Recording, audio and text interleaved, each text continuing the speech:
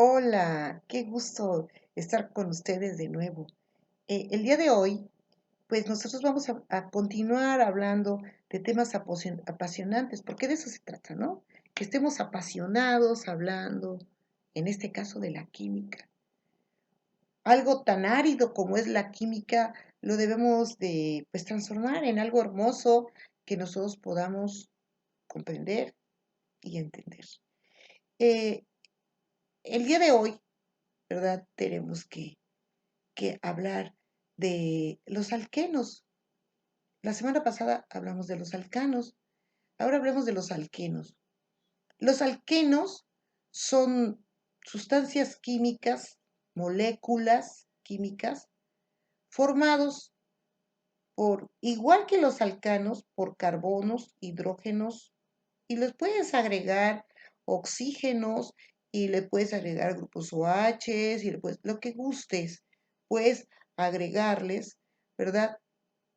Pero lo importante y la diferencia entre los alcanos y los alquenos, ¿sí? Es que los alquenos tienen dobles enlaces. Entonces, dobles enlaces en dónde?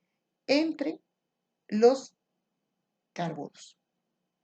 Esto hace que al tener dobles enlaces se unen más y al unirse más son más fuertes, más difíciles de romper sus moléculas. Y eso pues nos genera una situación muy importante, ¿verdad? Porque tienen menos enlaces con los que se puede unir con otros elementos químicos, incluyendo otros hidrógenos u otros oxígenos u otros, lo que quieran, cloros, yodo, lo que sea, ¿sí? Son como elementos, por ejemplo, uno que huele muy rico, muy rico, muy rico, es el benceno. Tiene compuestos oloríficos y esas características que dan ellos es que son aromáticos, ¿sí? Y son también tóxicos, muchos de ellos se manejan en la industria. Manejan en la industria y son la base de muchos compuestos que pueden ser plásticos, ropas, jabones, eh, derivados de los cuales se agrupan y forman combustibles. Bueno, eh, lo que ustedes gusten, pueden estar ahí los bencenos, los alquenos, eh, y, y nosotros ni siquiera nos damos cuenta que están ahí. El esmalte de mis uñas, cremas, aceites, en fin, es un uso muy importante en la industria que se les da. Y pues nosotros cuando hablamos de alquenos, tan solo alquenos, y el siguiente tema será alquinos, nunca pensamos que a lo mejor esta ropa que yo traigo puesta tiene compuestos de ese tipo. Todo lo que huela rico de ese tipo puede tener alquenos, ¿sí? Cuando dos carbonos se unen por un enlace, un doble enlace, ese ya es un eteno. Aquí desaparece lo que en los alcanos, el primer compuesto, y yo se los mencioné, ¿sí? Es el metano, aquí no existe, porque el metano solamente tiene un carbono, entonces no puedes fusionar con otro. Pero en los alquenos no está ese metano y solamente aparecen a partir de dos carbonos. El que tiene dos carbonos y tiene un doble enlace se llama eteno. El de 3, propeno. 4, buteno. 5, penteno. 6, hexeno. Y así te vas. Es igual que los alcanos, pero estos son alquenos con un doble enlace.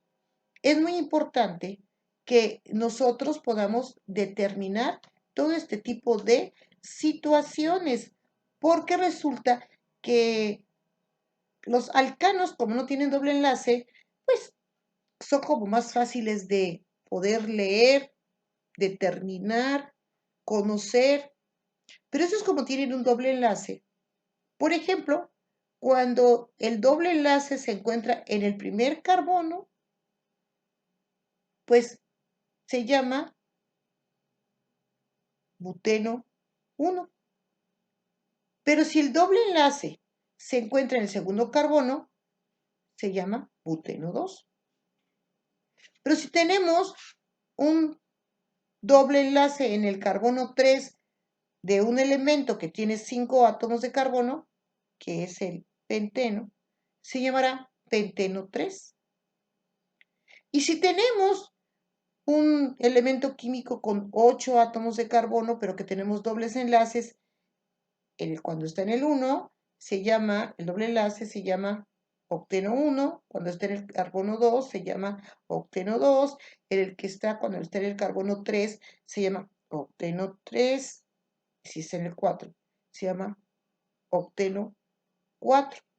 Pero ¿qué pasa ahí? Pues luego me sigo 5, 6, 7 y 8, no. Porque cuando pasa al otro lado, entonces es como si voltearas la molécula y entonces lo que para ti sería el 5, pues ya se convierte en carbono 4, luego carbono 3, 2 y 1.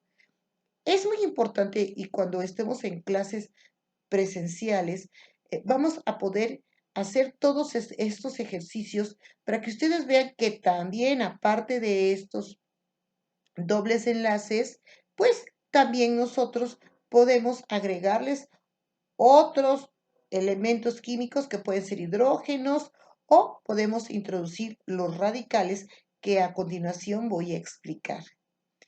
Por ejemplo, cuando tú tienes vamos a poner pues un alcano y es el metano, pues tiene los 4 enlaces ocupados por hidrógeno, por poner un ejemplo. Si tú le quitas un hidrógeno, se queda ese enlace libre y ese enlace libre lo puedes unir a la cadena principal de cualquier elemento químico.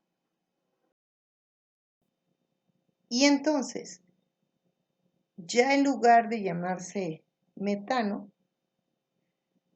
porque los radicales en forma muy general se componen de los alcanos, sean lineales o sean cíclicos, que también hay que hablar de ello, eh, ya no se llama metano, sino se llama metil. Los radicales terminan en il, ¿sí?